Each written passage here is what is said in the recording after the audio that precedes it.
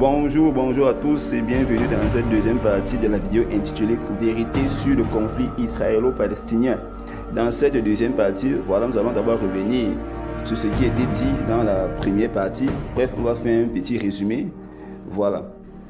Et on va y ajouter, n'est-ce pas, un certain nombre d'éléments pour renforcer, n'est-ce pas, ce qui a été dit. Et ensuite, nous allons expliquer et dévoiler qui sont les vrais juifs et comment est-ce qu'ils ont perdu leur identité. Et on verra même comment, n'est-ce pas, ces derniers vont retrouver leur identité. C'est de ça qu'il est question. Et pour finir, nous allons, n'est-ce pas, vous dévoiler qui sont ces juifs du Proche et du Moyen-Orient, qui sont ces Arabes, voilà, d'où viennent-ils, voilà, quel est le vrai sens de ce conflit israélo-palestinien. Donc voilà sur ce quoi nous allons, n'est-ce pas, bavarder. Et je sais que beaucoup seront éclairés et délivrés de ce mensonge qui plane. Point rappel concernant le mot Palestine. On a vu que ce mot venait de Paleste, une ville d'Épire. Et on y trouvait des furies qui étaient des divinités infernales. Et maintenant, on va encore mieux expliquer ce qu'on entend par furie et Palestine. Donc, vous voyez que d'après le cadre historique, les choses vont mieux se comprendre puisque c'est l'empereur romain Hadrian, n'est-ce pas, qui a utilisé ce mot pour maudire les juifs. Donc il a dit que les juifs sont des Palestiniens, tout simplement pour dire qu'ils sont maudits par les furies. Et maintenant voici ce qu'on entend par furie. Pour mieux comprendre ce qu'on entend par furie, allons-y dans World History, Encyclopédia en français. Il a dit ceci: les furies, ou Erinyes en grec ancien, étaient des créatures de la mythologie grecque qui faisaient subir des châtiments divins aux coupables d'actes répréhensibles. Les crimes qui étaient particulièrement susceptibles de déchaîner leur colère étaient ceux impliquant la famille et tout ce qui concernait les serments. Les furies étaient également responsables des malédictions et les châtiments qu'elles infligeaient comprenaient la maladie et la folie. À partir du 5e siècle avant JC, elles sont parfois appelées en termes euphémiques les gracieuses ou euménides. Selon Wikidia, que vous trouvez sur le net, il a dit que les furies sont trois vieilles femmes qui se nomment Tisiphone, Mégère et Arctone, filles de Gaïa et faites du sang de Ouranos. Elles ont des cheveux faits de serpents et ont un fouet dans une main pour persécuter les prisonniers et les criminels. Pour ne pas attirer leur colère, les humains faisaient des sacrifices comme du safran, du genièvre, de l'aubépine, du chardon, etc. Selon le dictionnaire Larousse, le mot palestre, tiré du grec palestra, de palais, signifie lutte. Il est dit que cela renvoie à la partie du gymnase antique où l'on s'exerçait au sport et qui comportait une cour et des locaux annexes. Vous voyez que le mot de lui-même, Palestine, explique clairement tout ce qui se passe dans cette région. Les guerres, les troubles, les assassinats, les meurtres, les crimes, les bombardements, ça et là. C'est-à-dire que c'est véritablement un lieu infernal. En l'an 132, pour faire face à la domination romaine, un certain Bar Kokhba va engager une révolte. Mais cette révolte sera tout de suite réprimandée par l'empereur romain Hadrien. Et après avoir repoussé, broyé cette révolte, il va décider de changer le nom d'Israël de manière à lui donner le nom de Syria Palestina. Et plus tard, ça devient tout simplement Palestine. Et si on s'en tient donc à cela, ça veut donc dire que le terme Palestine désigne toujours les Juifs, en ce sens que les Romains estimaient que ceux-là sont maudits par les déesses infernales appelées les Furies, tout simplement. Donc, Palestine ne désigne pas un autre peuple qui aurait existé en tant qu'État, royaume, peuple ou nation. Voilà, c'est tout simplement une nouvelle identité que les Romains ont imposée aux Juifs afin de pervertir leur histoire et effacer leurs traces de l'histoire en tant que peuple élu de l'Éternel. Donc, parler d'un peuple palestinien distinct des Juifs, c'est de la corruption. Ce qui fait que le conflit israélo-palestinien n'a pas de sens vu les choses de cette manière. Je pense que c'est vrai, puisque palestinien c'est toujours juif, mais qui pour les Romains désigne des maudits, qui pour les Romains désigne des gens qui se sont révoltés contre leur autorité. C'est de ça qu'il est question. Voilà. Donc ça veut dire que le contexte dans lequel nous sommes aujourd'hui, c'est un contexte purement erroné. C'est un contexte inventé par, n'est-ce pas, ceux qui aspirent à la domination mondiale pour, n'est-ce pas, établir un nouvel ordre mondial. Et alors, un nouveau tronçon du mur des lamentations vient d'être découvert à Jérusalem. Évidemment, vous pouvez nous parler de ça. Bah oui, c'est ça. Des archéologues israéliens ont annoncé leur découverte incroyable. Ils en sont très contents. Ils ont dit à la presse internationale, regardez, voici un nouveau bout du mur des lamentations. Vous savez, ce mur qui a été construit sous l'Antiquité pour soutenir l'esplanade du temple. Alors bon, le temple, lui, a été détruit, mais le mur est resté un lieu de prière et de recueillement pour tous les Juifs du monde entier qui viennent là. Alors la grande surprise des archéologues n'est pas tant d'avoir trouvé un nouveau bout du mur, ils sont très contents quand même, si. Non, c'est surtout qu'en creusant, ils sont tombés sur un édifice circulaire. Oh, grosse surprise, quelle est cette chose-là? Ah ouais? Eh bien voilà, c'est un théâtre, c'est le plus ancien bâtiment public romain mis à jour à Jérusalem. Et la trouvaille est d'importance, parce que depuis des siècles, il y a une question qui intrigue tous les historiens, mais quand a été construit ce mur? Ben oui, le mur, est-ce que c'est un vestige du temple? On ne sait pas. Alors, vous savez, le mur accueillait, l'esplanade accueillait un premier temple construit par le roi Salomon il y a 1000 ans avant Jésus-Christ. Il a été détruit au 6e siècle avant notre ère, au moment de l'exil à Babylone. Un second temple a été construit très vite. Eh bien, c'est pour soutenir ce second temple que le roi Hérode aurait construit le mur. Alors, on raconte le plus souvent, on est un petit peu avant la naissance de Jésus-Christ. Eh bien, c'est ce mur qui est découvert, mais le mur occidental, parce qu'il n'y a que nous qui parlons du mur des lamentations, ce mur occidental est complètement remis en cause dans sa datation. Depuis 2011, quand des archéologues, d'autres archéologues, ont creusé sous le mur, et ils ont trouvé des pièces romaines datant de 17 après Jésus-Christ, c'est-à-dire après la mort d'Hérode. Donc, ça veut dire que le mur a été construit du vivant de Jésus. Jésus, bon, qui était un peu charpentier, mais il aurait pu dire bonjour à ses potes maçons qui étaient là. Mais c'est important, ça a été construit de son vivant. Ça veut dire que ce qu'on appelle, nous, le mur des lamentations, a été construit dans une Jérusalem complètement romanisée. Ce n'est pas un reste du temple. C'est un autre vestige, c'est très joli, mais juste pour finir, on pourrait rendre hommage à ces compagnons de devoir. Vous voyez, ces maçons qui construisent de très beaux murs. Mais moi, j'ai préféré les compagnons de la eux chantent Jérusalem. Pour consolider les choses, on a vu que Philistins et Palestine n'ont aucun lien. Pourquoi? Parce que Philistin veut dire celui qui habite la Philistie. Et la Philistie en hébreu se dit Péléchet, qui signifie immigrant ou alors terre de ceux qui séjournent. Pour certains, ça veut dire envahisseur ou bien terre des envahisseurs. Et dans la Bible, il est clair que les Philistins descendent des Égyptiens en tant que fils de Misraïm. Voilà. Donc j'ai fait part de ça la semaine passée. Donc, ce qui veut dire qu'on ne peut pas prétendre que les Palestiniens sont des Égyptiens. C'est une abomination. Ça n'a aucun sens. Comme je l'ai dit dans la vidéo précédente, Palestine est d'origine occidentale. C'est un mot gréco-romain. Tandis que Philistin ou Philistie, c'est un mot sémite ou alors sémitique. Voilà. C'est ce qu'il faut comprendre en fait. Le deuxième élément sur lequel on avait travaillé dans la vidéo précédente, c'était le pays de l'Orient, qui nous permettait d'avoir une précision quant à la localisation de la terre promise.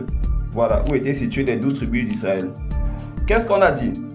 On a dit que selon la Bible, le pays de l'Orient, n'est-ce pas, était formé des Arabes, des Araméens, et que dans cette contrée, ou bien dans ce pays appelé Orient, était situé sur le jardin d'Éden. Voilà, c'est ce qu'on a vu.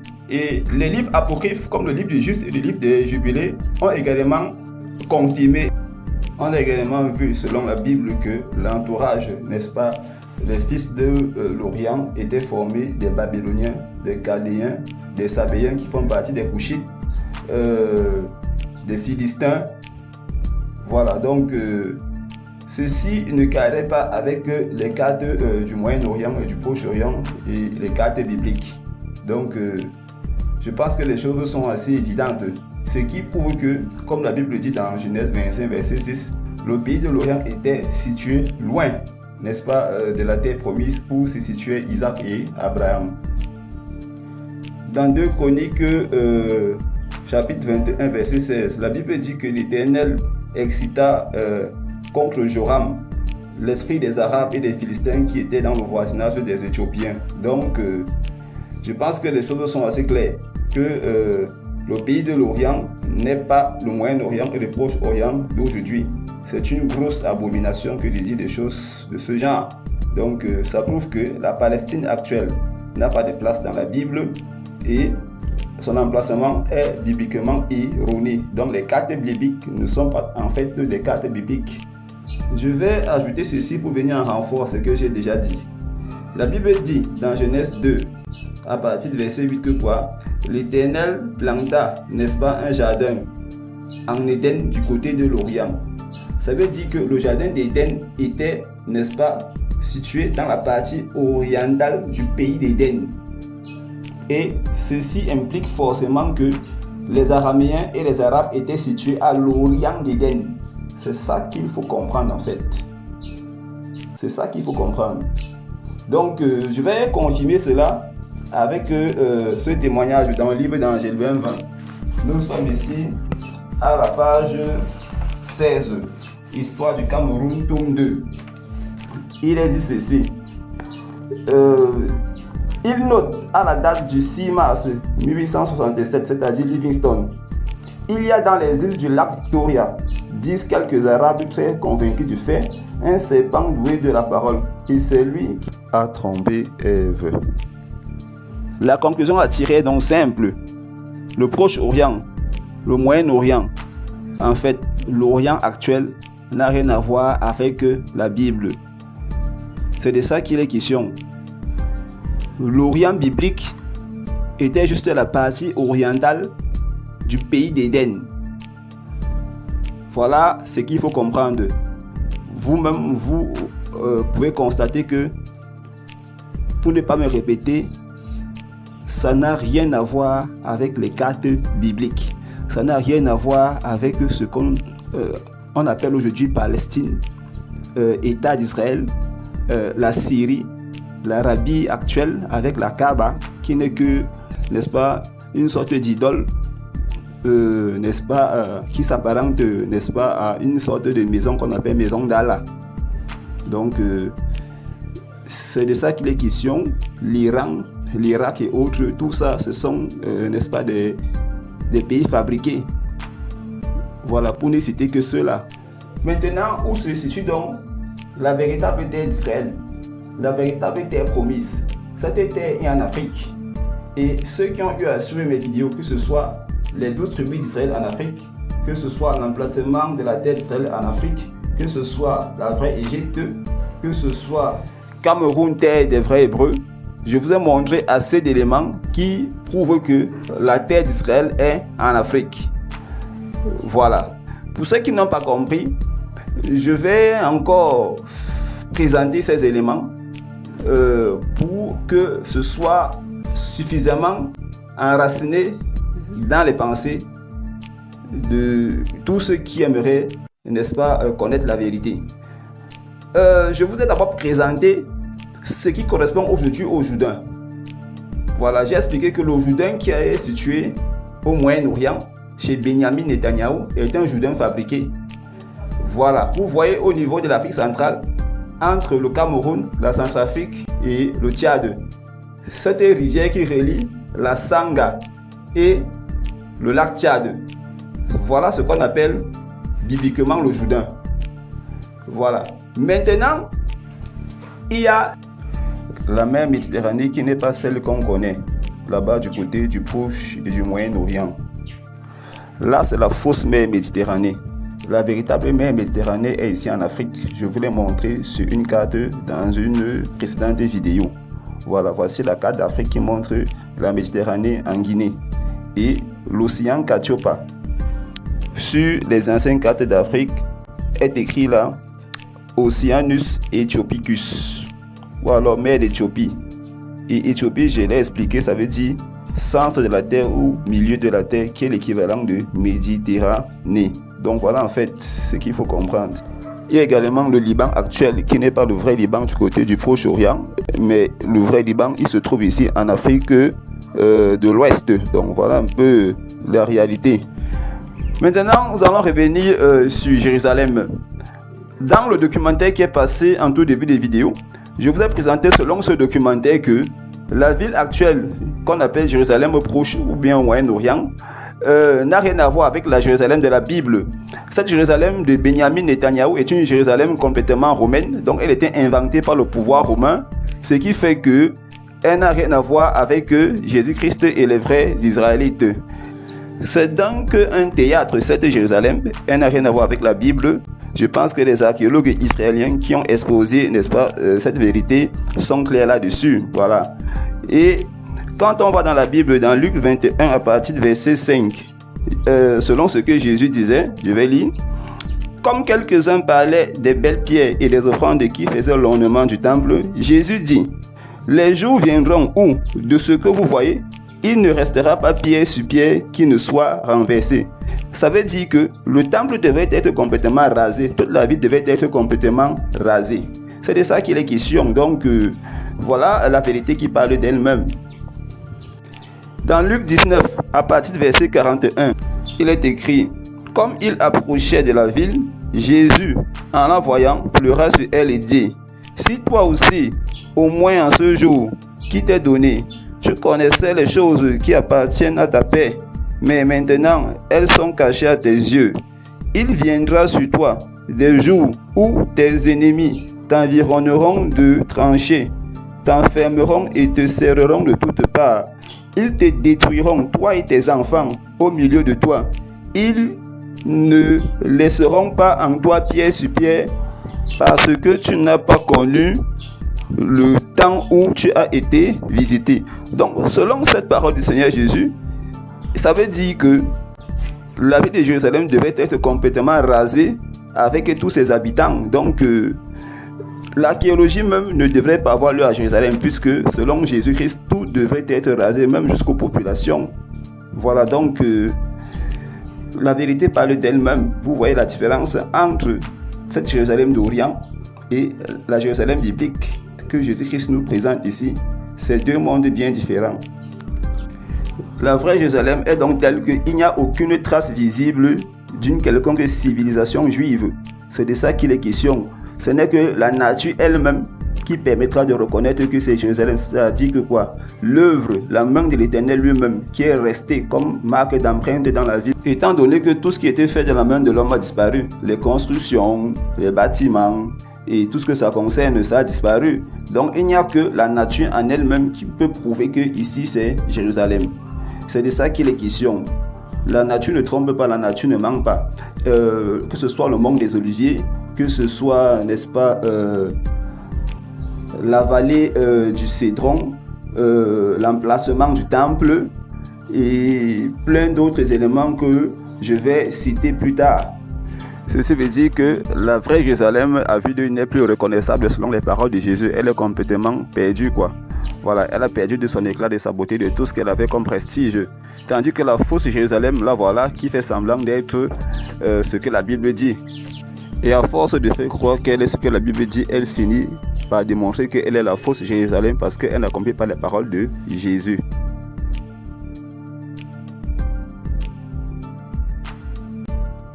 Dans Psaume 121, verset 2, la Bible nous décrit à quoi ressemblait, n'est-ce pas, la nature de la vraie Jérusalem.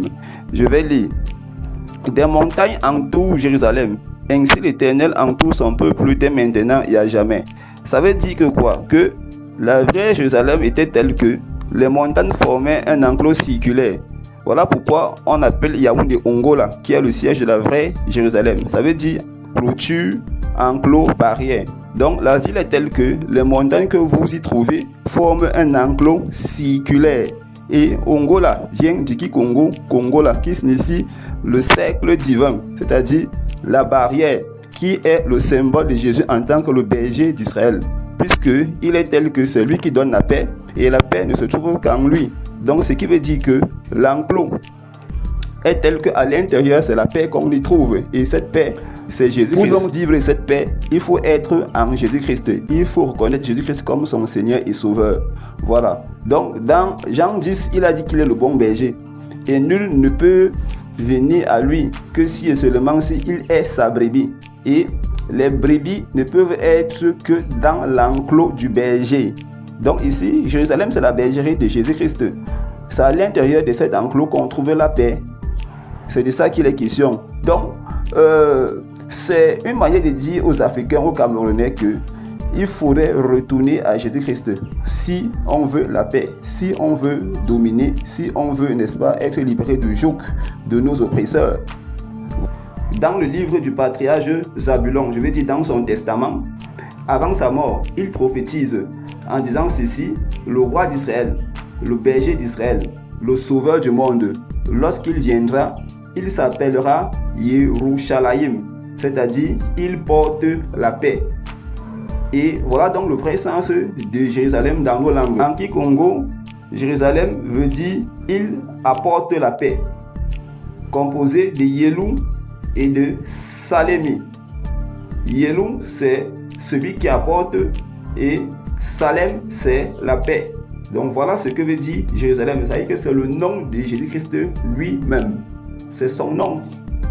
Ce qui fait la différence avec la fausse Jérusalem d'Orient de Benjamin Netanyahu, qui est, selon l'histoire, le nom d'une divinité, qui est Shalem, une divinité soit phénicienne, soit cananéenne ou alors jébusienne. Voilà donc, voilà la différence qu'il faut noter. Donc, Jérusalem de Benjamin Netanyahu, c'est la ville de Satan. Concernant Sion, la fausse Sion, c'est toujours dans ce faux état d'Israël. Voilà, c'est de ça qu'il est question. Puisque, selon la Bible, il y a d'abord une montagne principale qu'on appelle montagne de Sion. Mais dans Psaume 133, à partir du verset 3, la Bible dit que c'est comme la rosée de l'Hermon qui descend sur les montagnes de Sion. Car c'est là que l'Éternel envoie la bénédiction, la vie pour l'éternité. Donc, à Sion, il n'y avait pas seulement une montagne. Il y avait plusieurs montagnes. Et parmi ces montagnes, il y avait la principale. Or, de nos jours, dans l'état d'Israël moderne, il y a une seule montagne qu'on appelle montagne de Sion. Les autres montagnes sont où? Donc, voilà la vérité qui parle d'elle-même.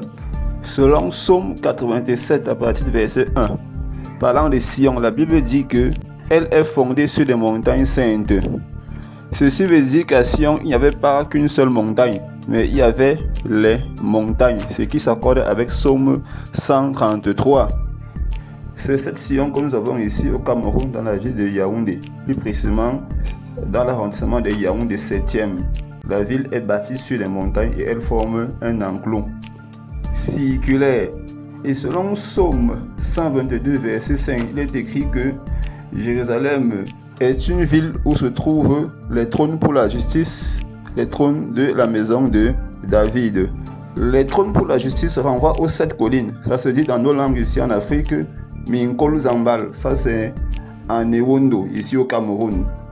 Et Zambal, en Ewondo, vient du Kikongo Samba, qui signifie justice, jugement et sainteté. Et le mot colline, ça se dit Nkol, et en réalité, ça veut dire en fait trône, ou encore Nkolo. Et selon la pile du rabbin Eliezer, que j'avais présenté dans une vidéo, il a dit que Jérusalem du temps de Jésus était bâtie sur cette montagne. Donc il n'y a pas de hasard. Voilà tous les éléments qui sont réunis. Prochainement, je vais approfondir par la grâce de l'Éternel. Ici au Cameroun, dans la ville de Ngoura, vous avez ce village appelé Jérusalem. L'orthographe, tel que ça s'écrit en langue locale là-bas, porte les stigmates de la civilisation gréco-romaine. On sait que historiquement, Jérusalem a été conquise par les Grecs et ensuite les Romains. Voilà, donc le peuple camerounais vivant en Gora, dans ce village appelé Jérusalem, a gardé, n'est-ce pas, les marques de la civilisation gréco-romaine. À voir comment ils écrivent Jérusalem, c'est exactement comme ça que ça s'écrit, n'est-ce pas, dans certaines langues latines. Comme vous voyez sur certaines anciennes cartes du Moyen-Orient, comment ils écrivent Jérusalem. Regardez bien l'orthographe, c'est la même chose qu'on a ici au Cameroun. Donc c'est bel et bien la véritable Jérusalem ici au Cameroun. Un autre élément très important pour identifier, n'est-ce pas, la terre de Canaan, il s'agit, n'est-ce pas, des peuples étrangers qui y habitaient. Voilà, donc voici une liste de ces peuples-là. C'est juste, n'est-ce pas, quelques peuples que j'ai pu faire ressortir. Je ne vais pas tous les étaler.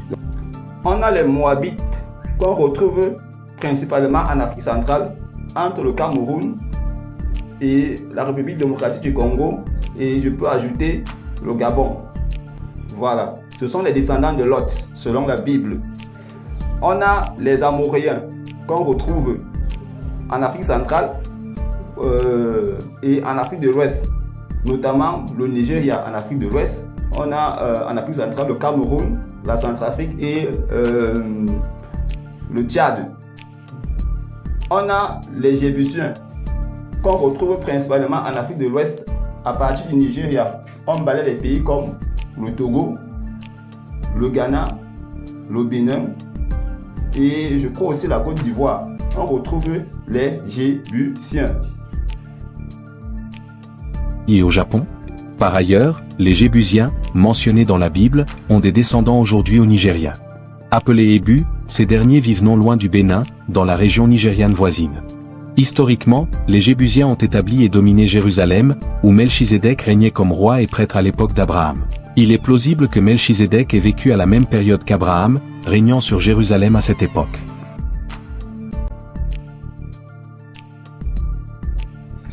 On a les Sidoniens qu'on retrouve en Afrique centrale et en Afrique de l'Ouest. Et je peux encore ajouter les Phéniciens qu'on retrouve principalement du côté de l'Afrique de l'Ouest. Je crois que ça s'affiche là sur l'écran. Vous avez l'histoire du Cameroun selon laquelle on dit que le navigateur phénicien Anon, n'est-ce pas, avait débarqué sur les côtes camerounaises et il a vu le mont Cameroun en éruption. Ce qui est vrai, c'est quoi? C'est que les Phéniciens étaient toujours en Afrique et ont toujours été en Afrique. C'était des Noirs, c'était des Cananéens. C'est ça qu'il faut retenir. Les Phéniciens n'ont jamais été au Proche-Orient, Moyen-Orient. Au Tchad, dans la province de Ouadaï, division Oura, on retrouve ce peuple appelé Astateni. Astarté, c'était une divinité cananéenne et phénicienne. Voilà, n'est-ce pas, une preuve de plus qu'on retrouve ces gens qui ont préservé leur culte jusqu'à présent. Et ça contredit, n'est-ce pas, ce que les Kamites disent, parlant du fait que nous sommes tous égyptiens. Donc vous voyez que ces gars se mettent le doigt à l'œil carrément. Le nom Canaan se trouve encore en Afrique. Voilà, on le retrouve par exemple du côté du Togo. On a le village appelé Kanaoun. On a ici au Cameroun, dans la région du Nord, on a Kanana. Au Congo, on a Kanana. Et sur les cartes d'Afrique, comme celle que vous voyez là, on retrouve du côté de l'extrême nord du Cameroun, Kanana. Et c'est comme ça que ça se dit dans nos langues. Kanana veut dire conspirateur. On retrouve également en Afrique les descendants de Goliath qui était un Philistin. Du côté de la Zambie, on a Goliathi Moussia, Goliathi Tabanya et Goliathi Tuku. Là, nous sommes en Zambie. On retrouve également d'autres branches des Philistins, comme les Philistins de Ga en Afrique. On retrouve également la fameuse Gaza, un peu répandue en Afrique. On retrouve aussi les Asdodiens, qui est une branche des Philistins. Donc voilà en fait comment est-ce qu'on retrouve facilement la terre promise en Afrique. Les Africains sont donc ce peuple hébreu qui a perdu, n'est-ce pas, son identité, qui a perdu, n'est-ce pas, son territoire. Bref, il est devenu l'ombre de lui-même, au point où il ne se reconnaît plus en tant qu'hébreu. Il estime être égyptien et ça fait en sorte que aujourd'hui, quand on parle de Bible ici en Afrique, ça cause problème parce que justement, voilà, le ballon va se mettre la confusion dans les cœurs des Africains avec, n'est-ce pas, cette abomination qu'on appelle camétisme. Donc, vous voyez que l'Afrique aujourd'hui, si elle est complètement déchirée, c'est justement parce que cette branche de la franc-maçonnerie qui opère dans le domaine de la tradition est en train d'égarer le peuple noir en le retenant contre sa propre histoire. Comme je l'ai dit, ce sont tous des bandits et des malhonnêtes. Donc, il faut à tout prix combattre ce mouvement et le paralyser complètement pour que l'Afrique soit libérée. Nous allons montrer que Israël, c'est le fondement. Israël, c'était le plan de l'Éternel pour apporter le salut à l'humanité. Et ce plan n'a pas changé parce que tout a été dit dès le départ et il en sera ainsi à la fin. Donc, une fois de plus, je répète, ce n'est pas le Moyen-Orient, c'est l'Afrique, c'est le continent que le Seigneur vient visiter parce que là s'y trouve son peuple, ce peuple qui a été dispersé parmi toutes les nations, ce peuple qui a été, n'est-ce pas, soumis à l'esclavage, à la colonisation, à tout ce qu'on connaît. Les gens ne savent pas que ça, ce sont des prophéties bibliques qui se sont réalisées. Ça peut surprendre qui, ça peut surprendre, mais c'est la vérité. Nous sommes en Afrique, mais c'est comme si on n'y était pas, parce qu'en fait, on ne connaît pas qui nous sommes. On ne connaît pas qui nous sommes, c'est pourquoi ça va surprendre les gens quand on va dire que Israël, c'est en Afrique. Voilà, donc si on avait pris la peine d'examiner qui nous sommes, cela n'aurait pas surpris les gens. Mais puisque beaucoup ont été égarés dans des fausses doctrines, par des faux enseignements, par des fausses spiritualités, comme le camétisme que je ne fais que dénoncer, qui est une arme que la franc-maçonnerie utilise pour dépiécer l'Afrique, pour détruire l'Afrique, pour égarer l'Afrique du droit chemin. Voilà, donc le réveil de l'Afrique consiste donc à déraciner ces fausses spiritualités, cette spiritualité camétique qui est le socle des croyances africaines, des religions africaines, en fait la spiritualité négro-africaine. C'est sur cette croyance de l'Égypte antique que reposent toutes ces coutumes, cette tradition qu'on nous présente aujourd'hui comme étant la véritable identité de l'Afrique, la véritable spiritualité de l'Afrique. Mais en réalité, comme je ne fais que l'expliquer, c'est en fait une prison dans laquelle on ne voudrait pas que l'homme noir découvre qui il est réellement. Voilà. Donc, voilà le but du réveil de l'Afrique. Voilà ce que Jésus demande de faire. C'est-à-dire qu'on ramène l'Afrique sur le chemin de la Bible, parce que c'est lui qui est israélite. En fait, les Sémites, ce sont des nègres. Les Moabites, les Ammonites, tous ces peuples dont parle la Bible existent encore jusqu'à aujourd'hui en Afrique. Mais la volonté de Satan, c'était d'empêcher, n'est-ce pas, le noir de connaître cette réalité. Voilà, donc nous allons expliquer donc la position d'Israël selon la Bible. Nous allons expliquer que c'était le plan de Dieu et c'est toujours le plan de Dieu pour établir l'humanité. Et puisque c'était le plan de Dieu, Satan lui aussi, il a regardé de ce côté pour empêcher à ce que le plan de Dieu puisse se réaliser. Ça veut dire que quoi?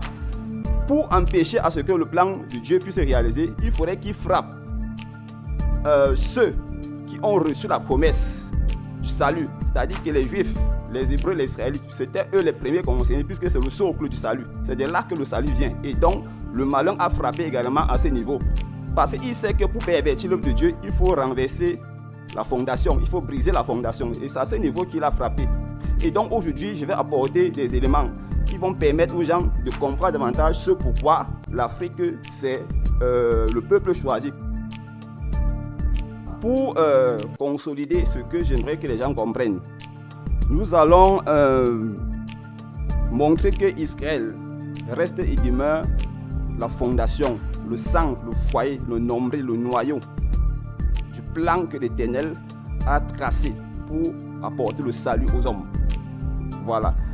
Il faut comprendre que la création du monde repose sur Israël. Le salut que le Seigneur nous a apporté, vient d'Israël. C'est là le noyau, le centre. Et donc, si Israël tombe, tout tombe. Le Seigneur a ficelé les choses de telle manière que Israël reste la fondation. Si Israël tombe, tout tombe. Si Israël est dans les ténèbres, le monde entier est dans les ténèbres.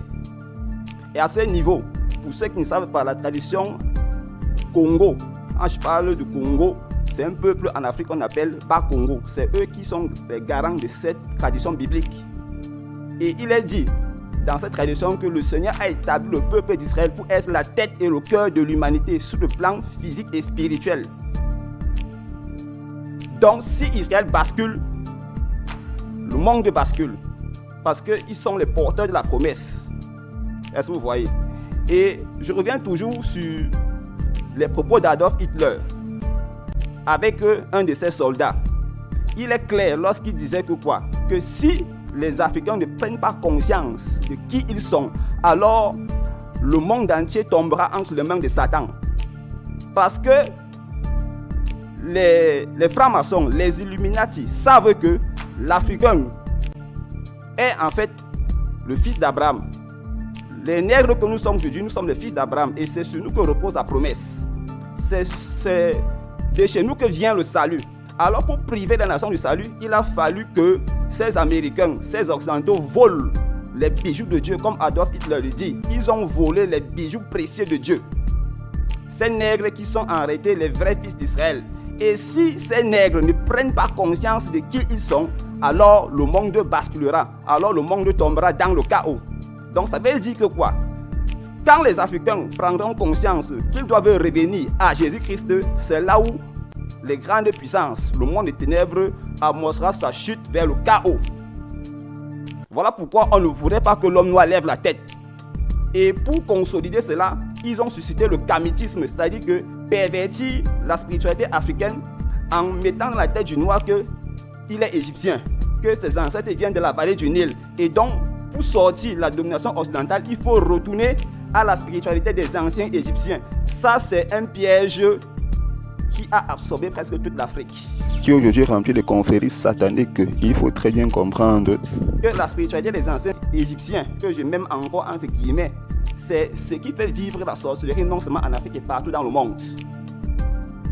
Voilà. Quand on vous dit retourner à l'Égypte, c'est qu'on vous enfonce dans les ténèbres, dans le chaos. Et c'est à partir de là que vous voyez, je vais expliquer ça plus tard, ce qu'on appelle les lois établies dans les familles ont été ficelées. Il a d'abord fallu que le peuple d'Israël tombe dans la captivité et soit soumis à un autre système de spiritualité qui le met en conflit avec ce que le Seigneur a recommandé. C'est écrit, si vous mettez en pratique ma parole, vous serez la tête et non la queue. Mais si vous désobéissez, voici les malédictions que je ferai venir sur vous. Et le malin le sait. Il sait que pour que Dieu maudisse son peuple, il faut amener ce peuple à désobéir. Et c'est sur ça que reposaient les plans de Satan. Ils l'ont réussi. Et ils ont soumis les familles africaines à des lois spirituelles diaboliques qui ont pour mission de nous priver du salut, qui ont pour mission de nous empêcher, n'est-ce pas, à être reconnectés à l'Éternel. À cause de cette désobéissance, l'Éternel a décidé d'accomplir envers les Africains ce qui est écrit dans Deutéronome 28 à partir du verset 15 que je vais lire. Il est écrit, mais si tu n'obéis point à la voix de l'Éternel ton Dieu, si tu n'observes pas et ne mets pas en pratique tous ces commandements et toutes ces lois que je te prescris aujourd'hui, voici toutes les malédictions qui viendront sur toi et qui seront ton partage. Voilà, donc voilà en quelque sorte ce que l'Éternel dit. En cas de désobéissance, parce que c'est ça en fait le secret du peuple hébreu. Et le diable connaît, n'est-ce pas, ce secret. Et voilà pourquoi il a frappé à ce niveau pour que le peuple soit complètement brisé. Je vais choisir quelques versets bibliques dans Deutéronome pour montrer aux Africains que cette malédiction les concerne. Je pense que ça sera assez simple pour qu'ils comprennent. Dans Deutéronome 28, verset 25, il est écrit ceci. L'Éternel te fera battre par tes ennemis. Tu sortiras contre eux par un seul chemin et tu t'enfuiras devant eux par 7 chemins. Et tu seras un objet d'effroi pour tous les royaumes de la terre. Ceci, c'est exactement ce qu'on a subi. On a été battus à tous les coups. La colonisation, on a été battus. L'esclavage, on a été battus. Jusqu'à présent, nous sommes battus. Et pendant la colonisation, n'est-ce pas, les colons ont confisqué, n'est-ce pas, les fétiches et tout ce que nos pères et nos mères avaient à l'époque. C'est vrai que beaucoup emploient le mot voler, mais on va voler. Puisque quelqu'un te domine, te voler, ça ne vaut même pas la peine. Il prend par force. Sans ton consentement, il prend, il se sert parce qu'il te domine, parce qu'il a autorité sur toi. Donc, je vous fais suivre ce documentaire de Nathalie Yam où elle explique vol de notre patrimoine culturel par les Occidentaux. Je vous invite à écouter attentivement cette vidéo jusqu'à la fin, car je vais vous démontrer à quel point ce sujet est important dans la lutte anti-impérialiste que nous menons. Je crois d'ailleurs que la période est propice pour aborder ce thème en ces temps où les adeptes des religions héritées de la colonisation sont en carême, donc en phase de méditation. Ce que je vais dire enrichira peut-être leur réflexion. Le sujet a été ramené sur le devant de l'actualité par la vente le 26 mars à Montpellier d'un masque qu'ils appellent œuvre d'art. Sauf que ce n'est pas d'œuvre d'art dont il s'agit.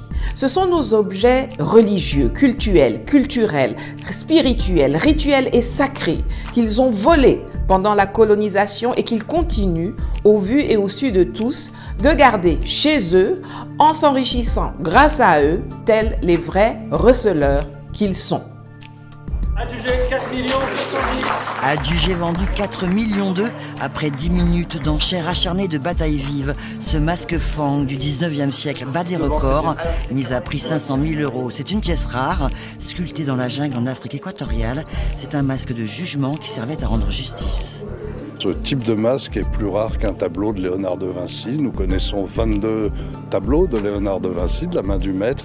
Et de la main de différents maîtres Fang du Gabon, on ne connaît que 10 ou 12 masques de ce type. Ce masque a été collecté par un gouverneur du Moyen-Congo au début du siècle dernier et transmis par descendance. Ce samedi, au moment de la vente, une délégation de Gabonais interrompt les enchères. Vous êtes là en train de rigoler, je vous vois bien en train de rigoler, vous allez sortir vos chèques, alors que c'est quelque chose qui a été volé durant la colonisation. Les gens, les blancs dans la salle, qu'ils soient chargés de la vente ou assis dans le public, savent que le frère gabonais, que je félicite ici avec ses amis pour avoir fait leur part, a raison. Ils savent que ce qu'ils font est du vol et du kidnapping, mais ils s'en fichent parce qu'ils considèrent qu'ils sont supérieurs aux autres, surtout si ces autres sont noirs. Le masque dont il est question ici est celui d'une société mystique de l'ethnie Fang, ethnie que l'on trouve au Cameroun, au Gabon et en Guinée équatoriale. Ce masque est appelé le Ngil, ce qui signifie le visage du justicier. Les gardiens des mystères, organisés en 3 niveaux, les candidats à l'initiation, les compagnons du Ngil et les grands initiés, utilisaient ce masque pour débusquer et sanctionner les bandits et les sorciers. Quand le Ngil était sorti, les fauteurs de troubles étaient punis, parfois même exécutés. Quand ils sont arrivés chez nous, les colons se sont rapidement attelés à démanteler et à interdire ces sociétés secrètes qui faisaient de la concurrence aux tribunaux coutumiers qu'ils ont imposés comme appareil judiciaire et surtout à la religion chrétienne. Et c'est ainsi que les masques ont cessé d'être produits et que la dizaine qui existait a été volée par des colons.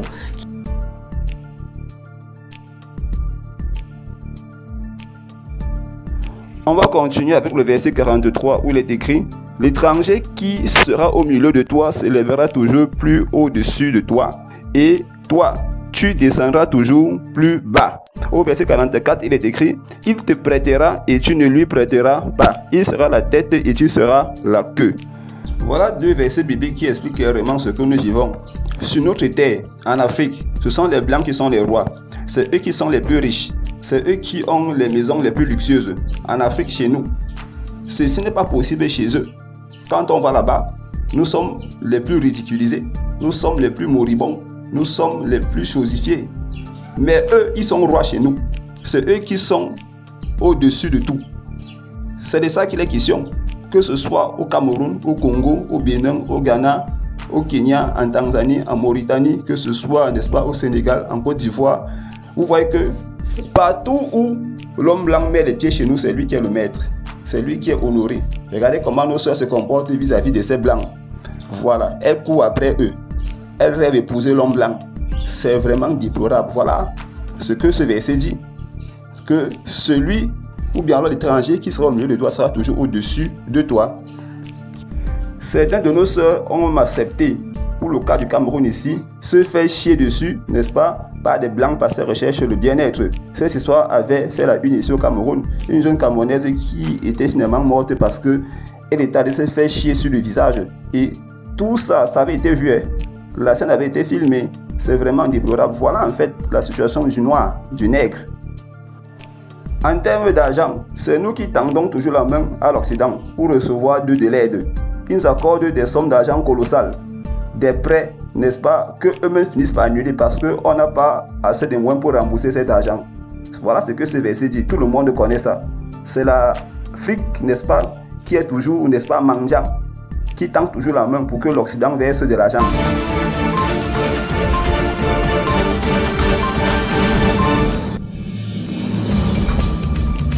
À la une ce jour, une restructuration de la dette des pays africains s'impose alors que la pandémie de Covid-19 se fait de plus en plus ressentir sur le continent berceau de l'humanité.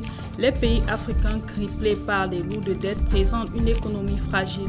Le chef de l'Élysée, Emmanuel Macron, a relevé au sein du G20 et du Club de Paris qu'un moratoire serait un état indispensable pour venir en aide aux pays africains. Il s'agit d'une mesure d'exception qui permettrait la suspension des paiements afin de permettre aux économies africaines de respirer et de ne plus servir les intérêts de la dette. Bien que cette décision saluée sur l'ensemble du continent est une première mondiale, elle suscite tout aussi des réserves et des déceptions. Placé parmi les pays à risque de surendettement élevé par les institutions de Bretton Woods, notamment le Fonds monétaire international, le Cameroun, depuis 2018 et jusqu'en 2026, rencontrera d'énormes difficultés pour assurer le règlement du service de sa dette à bonne date. 37% du PIB d'un pays qui est hypothéqué, on ne peut pas ne pas parler de surendettement. Le Cameroun est capable de régler sa dette, mais ça va prendre des mesures draconiennes, des mesures de contrôle, des mesures d'allègement fiscal. Avec un taux d'endettement à 37,4% du produit intérieur brut du pays, la hausse accélérée de la dette publique camerounaise a atteint 8 384 milliards de francs CFA à fin 2019 selon l'exécutif. Cette évolution observée depuis 2018 est due au dépassement des ratios services de la dette, à la fois sur les recettes d'exportation et sur les recettes publiques. Passant de 260 à 350 milliards de francs CFA, l'enveloppe des financements à mobiliser sur le marché monétaire de la Banque des États de l'Afrique centrale a participé à l'envolée de la dette camerounaise. Il faut naturellement assainir la dette actuelle et trouver une solution durable pour éviter de réduire systématiquement la capacité d'endettement pour des projets sociaux et des projets reliés à l'éducation. La loi des finances 2019 ajustée confirme que le Cameroun s'endette pour rembourser sa dette. Par ailleurs, celle-ci a progressé de 827 milliards de francs CFA de fin avril. Dans Deutéronome 28:32, il est écrit ceci: tes fils et tes filles seront livrés à un autre peuple. Tes yeux leveront et languiront tout le jour après eux, et ta main sera sans force.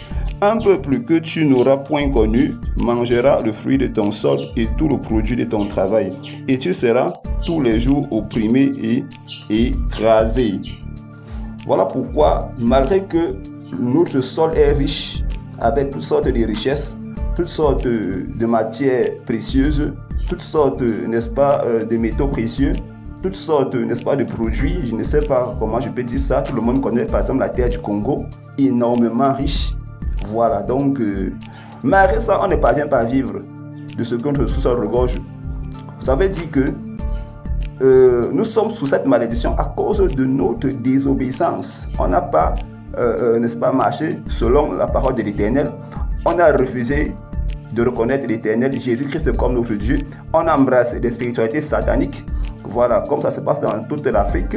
Voilà, confrérie, n'est-ce pas, des hommes léopards au Congo, le Ngondo au Cameroun, le vaudou au Bénin. C'est donc ces spiritualités abominables qui font en sorte que nous soyons pillés et exploités par l'Occident, suivant à présent Jacques Chirac. Et Dominique de Villepin, vous l'avez fait cracher au bassinet.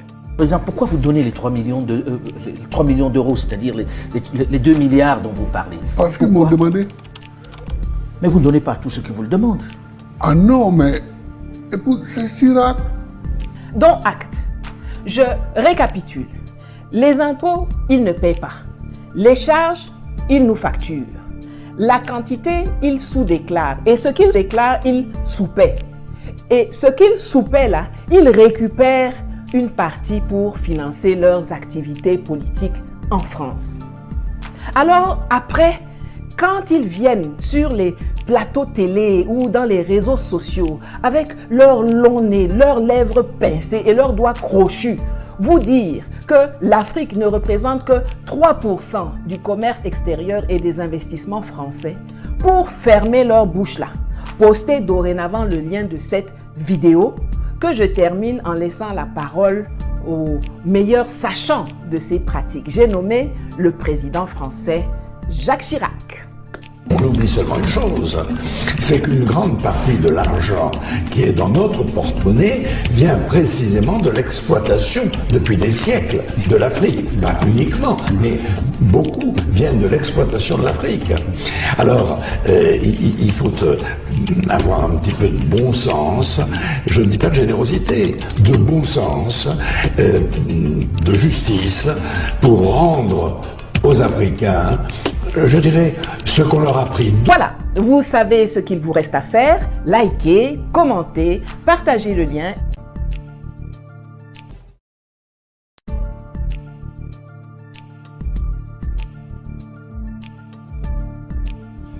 Deutéronome 28, verset 41, il est écrit « Tu engendreras des fils et des filles, et ils ne seront pas à toi, car ils iront en captivité. » Le verset 41 du Deutéronome 28 nous dit que quoi? Que tu auras des fils, tu auras des filles, mais ils ne seront pas à toi, ils iront en captivité. Mais c'est ce que l'Afrique vit. Et il y a beaucoup de nos frères et de nos sœurs qui sont en Occident et travaillent pour l'Occident. Beaucoup fuient l'Afrique pour aller en Europe et arriver là-bas, ils ne veulent même plus revenir en Afrique. Ils travaillent pour le compte de l'Europe. Ils n'investissent pas en Afrique, mais tout leur argent est contenu dans les banques européennes, dans les banques américaines, dans les banques canadiennes, dans les banques chinoises. C'est là-bas qu'ils vont faire fortune. Je n'ai pas dit que c'est tout le monde. D'autres vont là-bas en tant que missionnaires de Jésus-Christ pour accomplir une mission et revenir. C'est de ça qu'il est question. Mais vous voyez que selon la tendance actuelle, l'Occident est devenu le paradis de l'Africain. Combien sont morts parce qu'ils sont allés en Occident en traversant la Méditerranée, en prenant le raccourci qui se trouve entre le Maroc et l'Espagne.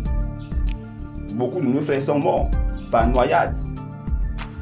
Vous connaissez toutes ces choses. Beaucoup ont été utilisés comme esclaves par les Libyens. Ça chauffe même un moment ici où les Libyens, n'est-ce pas, arrêtaient nos frères et nos sœurs et les vendaient comme esclaves. Ça continue, ce n'est même pas fini. L'esclavage du noir continue. Même dans les pays musulmans, l'esclavage, n'est-ce pas, des noirs continue.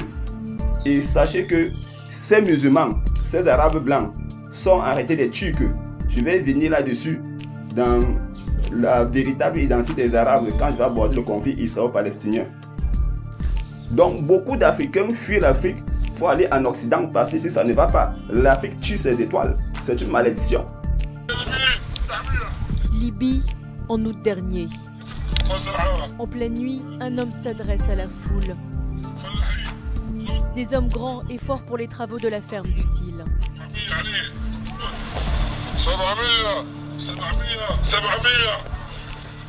Des prix, ceux de ces migrants, vendus 1200 dinars libyens, 742 €. Une enchère aux esclaves. Une vidéo que s'est procurée la chaîne américaine CNN et dont elle a pu vérifier l'authenticité. Après des mois d'investigation, cette équipe arrive à se rendre sur place en Libye. En caméra cachée, elle assiste à une vente d'êtres humains.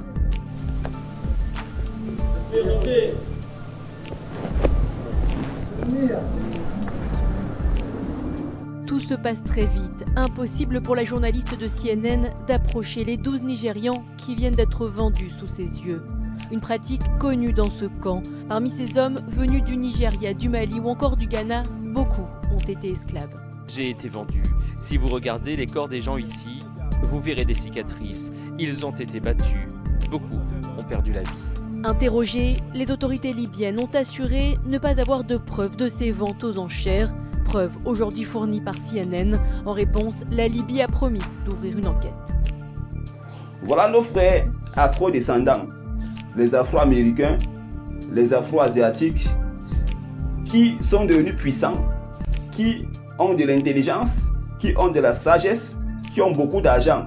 Mais tout ça, ça rentre dans le compte des puissances occidentales. Ils sont au service des puissances occidentales avec tout ce pouvoir qu'ils ont. Pourquoi? Parce qu'ils sont en captivité. Voilà ce que dit Deutéronome 28, verset 41. Ils sont riches, ils sont sages et intelligents, mais ça ne profite pas à l'Afrique. Pourtant, ce sont les fils de l'Afrique. Parce qu'ils ont été vendus comme esclaves en accomplissement de ce que l'Éternel avait averti en cas de désobéissance. Voilà en fait ce qu'il faut reconnaître de vous Africains. Regardez tous ces afro-descendants que nous avons du côté des Amériques, du côté des États-Unis. Ils sont nombreux dans le domaine de la musique, que ce soit le R&B, que ce soit le rap, que ce soit la soul, même du côté gospel, ils sont tellement nombreux, ils ont énormément d'argent, mais ça ne profite pas à l'Afrique. Dans le domaine du sport, ils sont nombreux.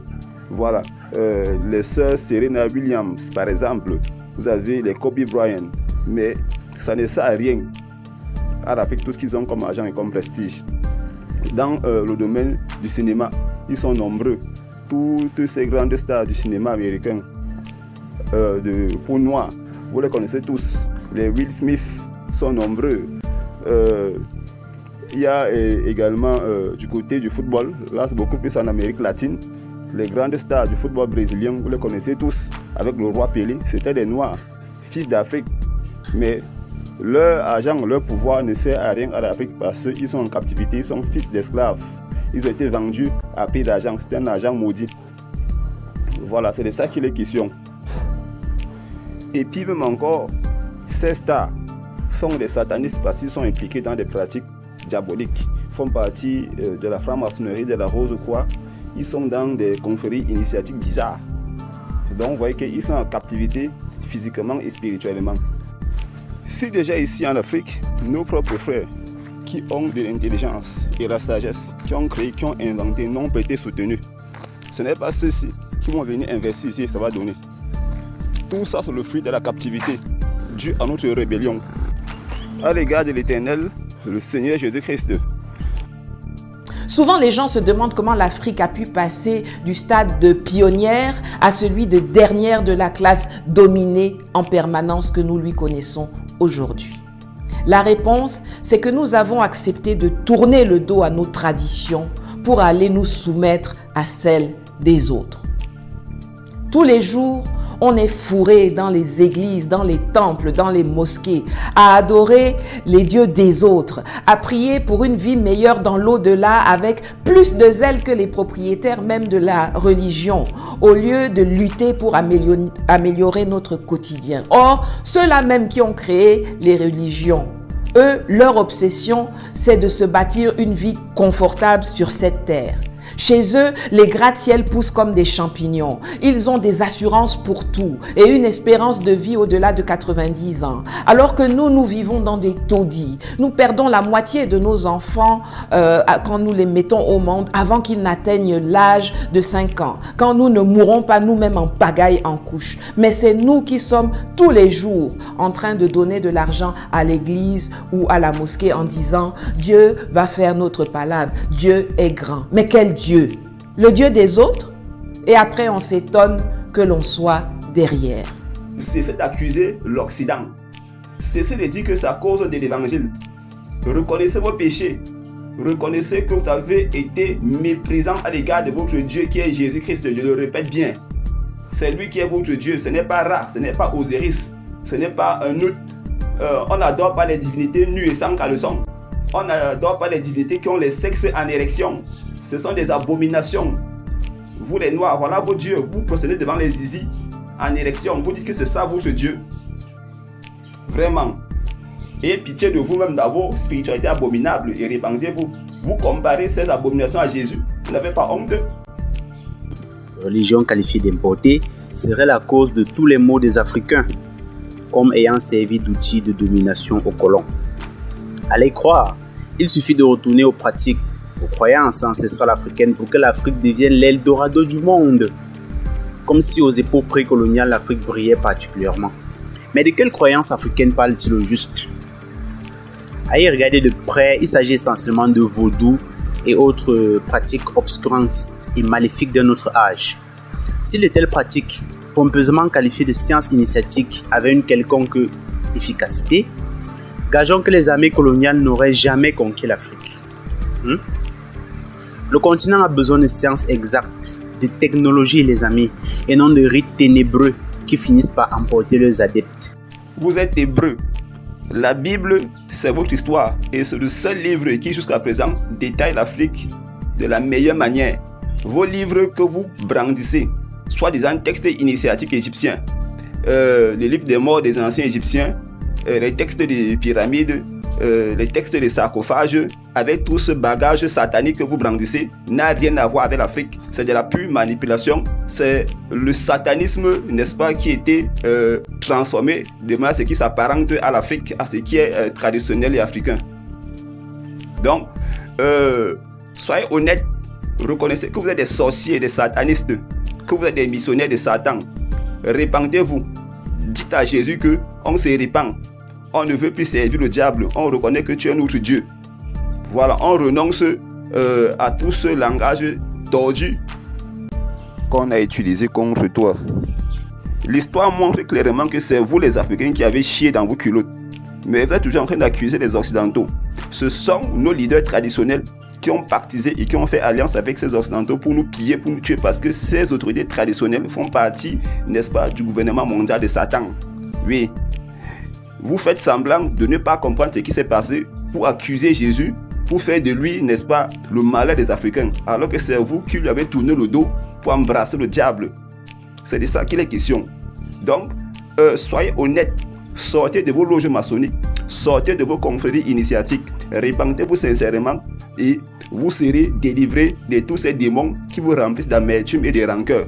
Chers Africains, ce n'est pas en insultant Jésus que vous allez prospérer, au contraire, vous vous enfoncez encore le clou dans la plaie. Qu'est-ce que le trône sacré Mandou Yenu du roi Bamoun fait au musée ethnologique de Berlin depuis 1908, alors qu'il y a un roi Bamoun en exercice au Cameroun?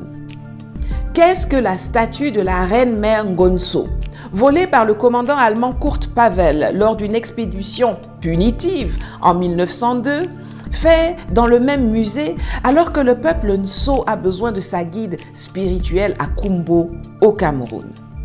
Qu'est-ce que la grande statue du dieu Gou et le plateau de divination Gedegbe font au Quai Branly alors que la culture et la religion vaudoune ainsi que la spiritualité Fa sont pratiquées au Bénin? Les objets en question n'ont pas été fabriqués pour être dans des musées ou dans des collections privées européennes. Ils ont été fabriqués pour être utilisés dans des circonstances précises en Afrique. Les attributs de chefferie et de royauté sont des artefacts d'exercice du pouvoir. Les statues destinées au culte et les masques initiatiques sont des outils du savoir pour l'apprentissage et pour la pratique par les grands initiés, et aussi des instruments de dialogue avec l'autre monde, en créant des liens avec nos divinités et les esprits de nos ancêtres.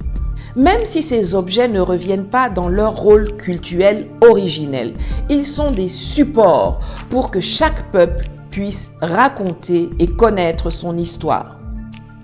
Pour connaître et raconter l'histoire des Fang, aujourd'hui, je dois aller demander et payer un visa Schengen ou un visa américain qu'on me refusera 9 fois sur 10, payer un billet d'avion, payer une chambre d'hôtel, payer un ticket d'entrée au musée, et après, le peuple Fang ne reçoit même pas 1 centime de tout cet argent généré par ce parcours du combattant. Et il y en a qui trouvent ça normal. Pourquoi acceptons-nous que ce soit les autres qui s'arrogent le droit de décider ce que ces objets vont devenir, lesquels peuvent revenir, dans quelles conditions ils doivent être conservés, alors qu'au départ, avant que les colons n'arrivent chez nous, ces objets avaient déjà des fonctions et des utilisations? Pourquoi? Ce sont eux qui décident ce qu'ils veulent bien nous rendre, nous prêter. Et même quand ils le font, c'est comme pour nos terres. Ils ne les remettent pas à ceux à qui ils les ont arrachées ou à leurs descendants ou ayant droit. Ils les rendent à l'État parce que les États africains sont à leur service. L'esclavage, on vous pille, on vous massacre. Vous êtes utilisés, n'est-ce pas, dans les plantations des Européens, des Américains, pour faire prospérer leur entreprise, pour faire prospérer leur économie. Voilà. Colonisation, vous êtes pillés, vous êtes massacrés, et vos dieux et vos divinités, vos fétiches sont ridiculisés et sont traités d'objets d'art. Ils sont vendus en Occident pour leur faire prospérer, pour leur apporter de l'argent. Donc voilà comment est-ce que Deutéronome 28 s'accomplit dans vos vies, s'accomplit en Afrique. Donc celui qui m'écoute, le kamite, le sorcier qui m'écoute, qu'il a lu Deutéronome 28 à partir du verset 15 pour savoir pourquoi est-ce que l'Afrique est dans ces problèmes qu'on vit aujourd'hui. Deutéronome 28 verset 33, il est écrit: un peuple que tu n'auras point connu mangera le fruit de ton sol et tout le produit de ton travail, et tu seras tous les jours opprimé et écrasé. Un verset qui s'accorde avec le verset 33 de Deutéronome 28. Il est écrit au verset 50: une nation au visage farouche et qui n'aura ni respect pour le vieillard, ni pitié pour l'enfant. Elle mangera le fruit de tes troupeaux et le fruit de ton sol jusqu'à ce que tu sois détruit. Elle ne te laissera ni blé, ni mou, ni huile, ni porter de ton gros et de ton menu bétail, jusqu'à ce qu'elle t'a fait périr. Voilà ce qui arrive quand on tourne le dos à Jésus-Christ. Vous dites que c'est un individu, vous dites qu'il n'a pas existé, vous dites que c'est le Dieu des Blancs, vous dites que c'est un personnage qui a été fabriqué par l'Occident pour coloniser et dominer les faibles. Voilà, vous dites que c'est un personnage fictif qui n'apporte rien en Afrique. C'est à cause de ça que vous souffrez, vous les Africains. C'est à cause de ça que vous êtes pillés et tués. Parce que Jésus-Christ, il est votre Dieu, mais vous le régnez. Vous faites de lui un individu, un mortel, je ne sais pas comment je vais dire ça. Vous prenez le diable, vous le levez au-dessus de Jésus et vous dites que vous allez prospérer. Vous allez périr si vous ne vous répandez pas, Africains. Vous allez être plus torturés et plus pillés que ça en ce 21e siècle si vous ne donnez pas vos vies à Jésus. À la suite de tout ceci, les Africains doivent comprendre que il est impératif pour eux de reconnaître que c'est Jésus-Christ qui est leur Dieu. Ils doivent automatiquement reconnaître qu'ils sont ce peuple hébreu qui a été dérouté, qui a été déraciné. Voilà, ils doivent reconnaître qu'ils sont ces Israélites, n'est-ce pas, qui ont tourné le dos à leur Dieu. Et comme ils ont tourné le dos à leur Dieu, ils sont devenus, n'est-ce pas, un objet de malédiction. Ils sont devenus un exemple de malédiction dans tout le monde entier. Je pense que ça se voit clairement quand on balaie toute l'histoire. L'Afrique est prise comme un continent de malédiction. L'homme noir est pris comme, n'est-ce pas, un être inférieur, un sous-homme, un animal qu'on peut utiliser pour faire du n'importe quoi. Donc, ceci est dû au fait qu'on a abandonné les lois de l'Éternel et la malédiction s'est accomplie. Elle est tombée sur nous.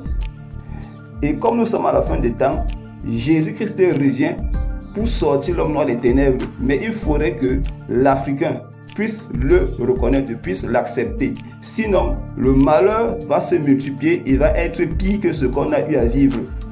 Ça sera pire que la colonisation, ça sera pire que l'esclavage, ça sera pire que tous les maux qu'on a eu à vivre au cours de l'histoire. Donc ce qui va se passer en cette fin des temps, ça sera pire que tout ce qu'on a pu vivre comme douleur.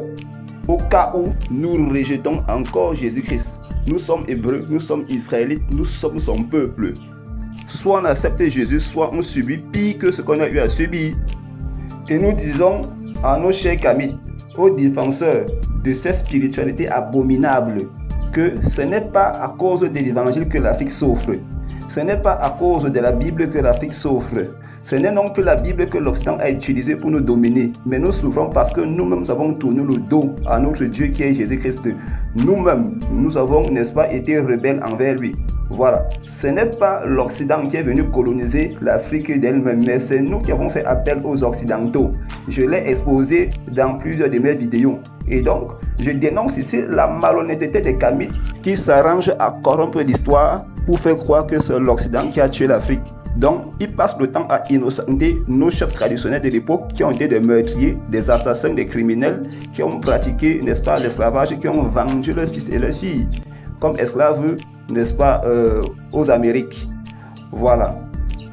On parle du commerce triangulaire. C'est un commerce. Ça veut dire que c'est un échange. Je te donne un esclave et tu me donnes quelque chose en retour. Et donc, nos leaders traditionnels ont vendu leurs fils, leurs filles comme esclaves. Ils ont reçu un gain de malédiction. Voilà ce qu'il faut dire. Donc, ce n'est pas la Bible, ce n'est pas l'évangile qui a un problème en Afrique, mais c'est le refus de cet évangile qui a un problème. C'est le refus de cet évangile qui fait en sorte que l'Africain est maudit. Partout où il va, il est maudit parce qu'il a tourné le dos à sa véritable spiritualité qui est l'enseignement de Jésus-Christ. Il a dit, enseignez-leur tout ce que je vous ai appris. Voilà. Et aujourd'hui, l'Africain se détourne de ce que Jésus lui a enseigné, lui a appris et pas pratiquer la sorcellerie, le satanisme, pas avoir, n'est-ce pas, comme Dieu, le diable, Satan, qu'ils appellent Osiris, qu'ils appellent Amon-Ra. Voilà leur Dieu, le diable. Ils pratiquent une spiritualité sexuelle. Voilà, parce que le kamitisme pratique ou alors enseigne une spiritualité qui est basée sur le sexe. Vous pouvez voir leurs images. Ra, regardez une femme qu'on affiche toute nue, soit disant que c'est le ciel qu'on représente. Mais dites-moi, quelle est cette sagesse qui me donne de penser que le ciel c'est une femme sans caleçon? N'est-ce pas là être impudique? N'est-ce pas là être un pervers sexuel? N'est-ce pas là être, n'est-ce pas, un promoteur de la pornographie? Voilà. Quel esprit peut animer quelqu'un qui s'arrange à croire que le ciel est une femme sans caleçon? Ça veut dire que le kamitisme tue l'image de la femme africaine. Le kamitisme souille, n'est-ce pas, l'image de la femme africaine. Le kamitisme affiche que la femme africaine, c'est une femme de débauche, c'est une femme perverse, une bordelle, une prostituée. Voilà ce que le kamitisme fait de la femme africaine. Je vais développer ça dans une autre vidéo sur la vraie Égypte, sexualité et kamitisme. Donc, chers kamites, chers Africains, abandonnez vos cultes abominables, abandonnez l'idolâtrie, la magie et la sorcellerie, sortez de vos conflits initiatiques et revenez humblement à Jésus-Christ, afin que, n'est-ce pas, vous puissiez avoir la vie éternelle, afin que vous puissiez, n'est-ce pas, être, n'est-ce pas, libérés, n'est-ce pas, de la domination qui pèse sur vous. Ce n'est pas l'Occident qui a un problème, mais c'est vous-même qui êtes le problème. Si vous continuez de repousser Jésus-Christ, vous serez toujours assujettis et détruits. Donc, voilà ce que Jésus-Christ envoie comme message aux Africains, y compris toutes nos autorités. Voilà, c'est le grand moment de se repentir, c'est le grand retour à Jésus-Christ. Repentez-vous, abandonnez vos péchés et demandez, n'est-ce pas, à vos frères et à vos sœurs de faire autant, ceux qui sont, n'est-ce pas, partout en Occident, vous qui allez là-bas en Occident, dans les Caraïbes et autres, demandez à nos frères africains de sortir, n'est-ce pas, du péché, des ténèbres, de la sorcellerie, des pratiques sataniques auxquelles ils se livrent. Le seul et véritable Dieu, c'est Jésus-Christ de Nazareth. Voilà, je vous ai présenté les vrais Hébreux, ce qu'ils sont et ce qu'ils subissent, et comment est-ce qu'ils doivent sortir de la malédiction qui a été relâchée sur eux en cas de désobéissance. Je pense que les choses ont été clairement exposées et détaillées. Maintenant, on va aborder véritablement le conflit israélo-palestinien. On va parler de qui sont ces juifs blancs et de qui sont ces arabes. Voilà. Qu'est-ce que je vais dire? Ce sont juste des pions sur l'échiquier que les grandes puissances manipulent pour établir leur nouvel ordre mondial. Voilà. Ce sont des êtres humains qu'on a pervertis en modifiant leur identité, n'est-ce pas, pour qu'ils soient utilisés pour la cause du diable tout simplement. Pour mieux comprendre ce conflit israélo-palestinien, on va étudier les songes de Nebuchadnezzar dans Daniel 2. C'est sur ça que je vais m'appuyer pour vous présenter, n'est-ce pas, brièvement, ce conflit israélo-palestinien.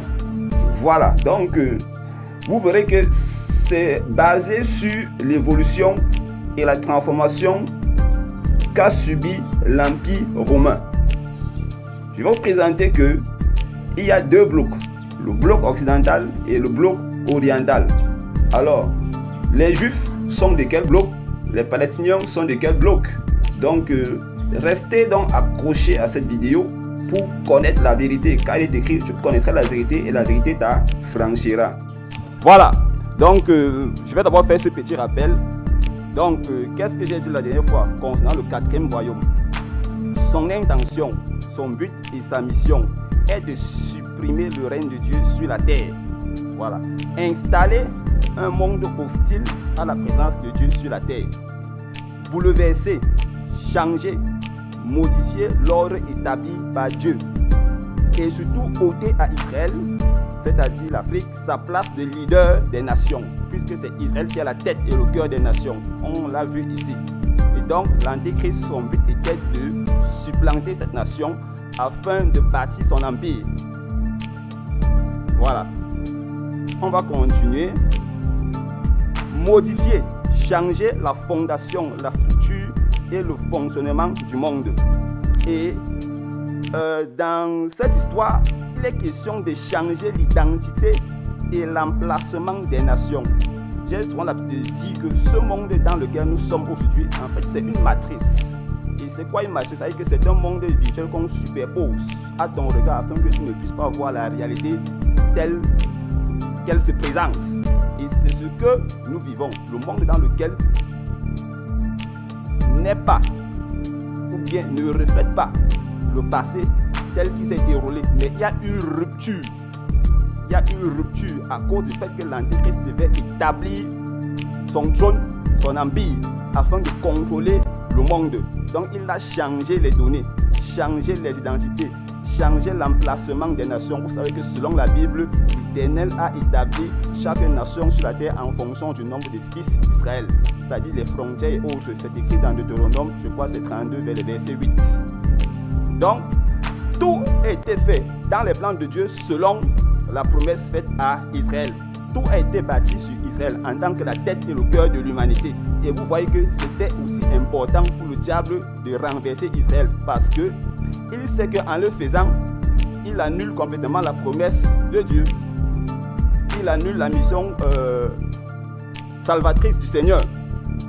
Voilà. On continue. Produire un monde qui n'a rien à voir avec ce qui a existé. Je viens de l'expliquer. Qui respire la marque de la bête aux quatre coins de la planète. Voilà. On continue. Faire en sorte que le monde entier soit indépendant de Dieu. C'est-à-dire plonger le monde dans le péché afin de mieux le contrôler. Et c'est grâce à l'échec d'Israël que cela s'est réalisé. Je crois qu'on a travaillé sur ça dans Daniel 7. Et je vais encore expliquer ça un peu de temps dans Daniel 7. On va lire à partir du verset 23. Qu'est-ce que la Bible nous dit? Daniel 7 à partir du verset 23.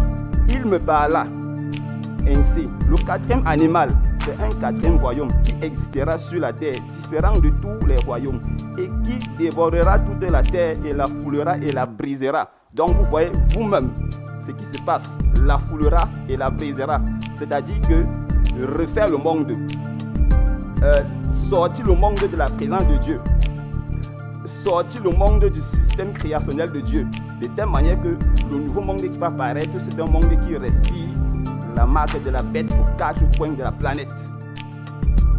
La bête de l'événement est présente sur un billet que nous avons tous touché au moins une fois dans notre vie.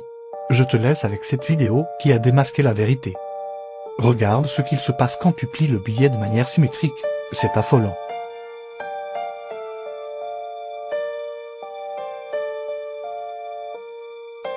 Tu retrouves la tête de la bête avec ses longues cornes qui est présente sur ces billets, c'est horrifique.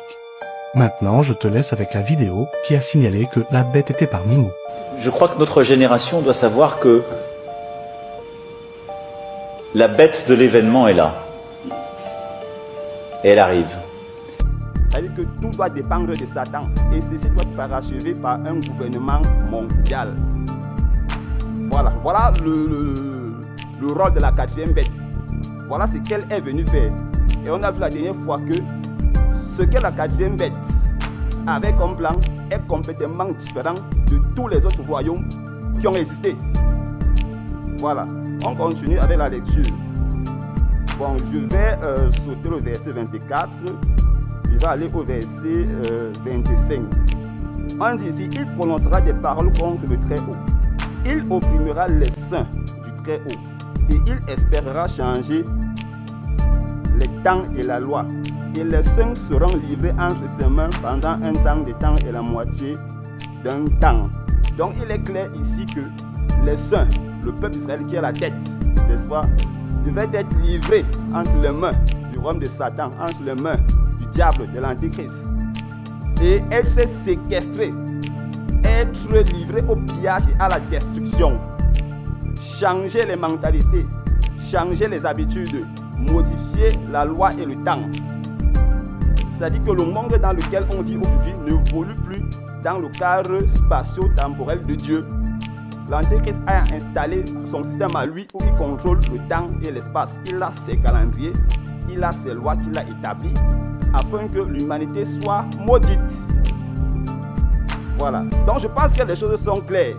Vous voyez donc que, comme j'ai dit la dernière fois, l'intention de ce royaume était de supplanter le règne de Dieu sur la terre. Et pour réaliser cela, il a fallu donc supplanter, exterminer les héritiers, c'est-à-dire le peuple d'Israël. La bête ayant donc pu séquestrer le véritable peuple hébreu va mettre sur pied un système propre à lui. C'est-à-dire qu'elle va réorganiser le monde de manière à avoir un système bipolaire. Et ce système bipolaire a commencé avec l'Empire romain, qui est l'Empire de la bête, ou alors le royaume de la bête. Voilà, donc le système bipolaire a pris naissance en 315, lorsque l'empereur romain Théodose va partager, n'est-ce pas, l'Empire en deux. Il y a l'Empire romain occidental et l'Empire romain oriental. Et ceci est donc l'accomplissement du songe de Nebuchadnezzar. Nous en donnerons l'explication devant le roi. Ô roi, tu es le roi des rois, car le Dieu des cieux t'a donné l'empire, la puissance, la force et la gloire. Il a remis entre tes mains, en quelques lieux qu'ils habitent, les enfants des hommes, les bêtes des champs et les oiseaux du ciel, et il t'a fait dominer sur eux tous. C'est toi qui es la tête d'or. Après toi, il s'élèvera un autre royaume, moindre que le tien, puis un troisième royaume, qui sera d'airain, et qui dominera sur toute la terre. Il y aura un quatrième royaume, fort comme du fer. De même que le fer brise et rompt tout, il brisera et rompra tout, comme le fer qui met tout en pièces. Et comme tu as vu les pieds et les orteils en partie d'argile, de potier et en partie de fer, ce royaume sera divisé.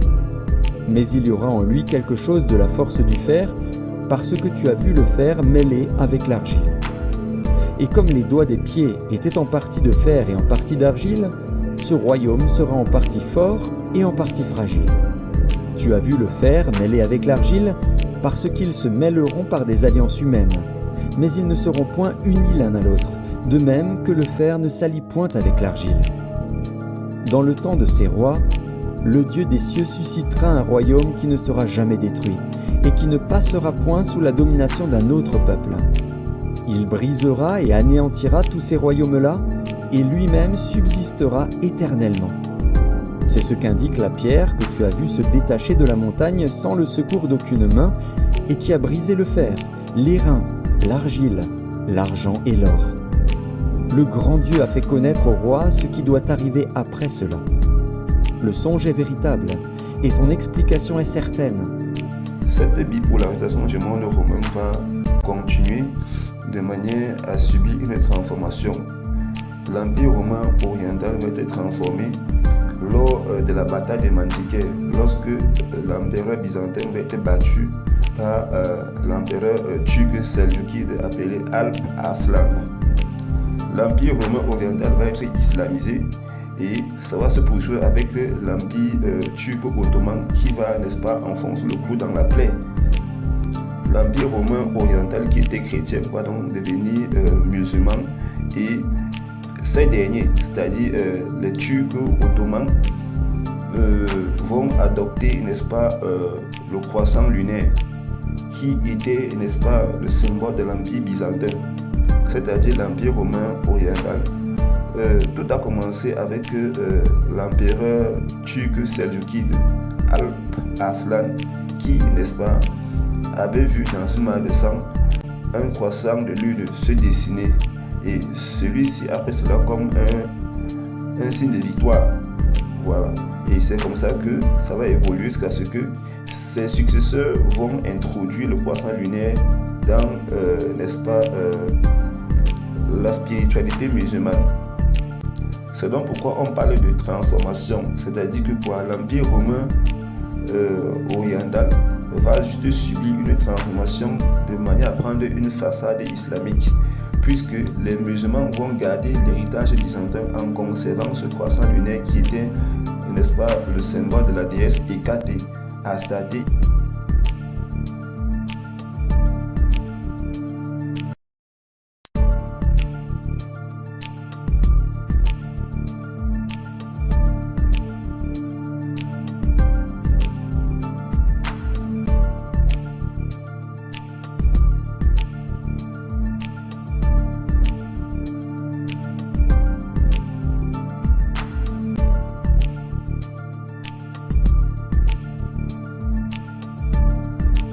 Pour mieux comprendre les choses, il est nécessaire de rappeler les liens entre les peuples turcs et l'Empire romain.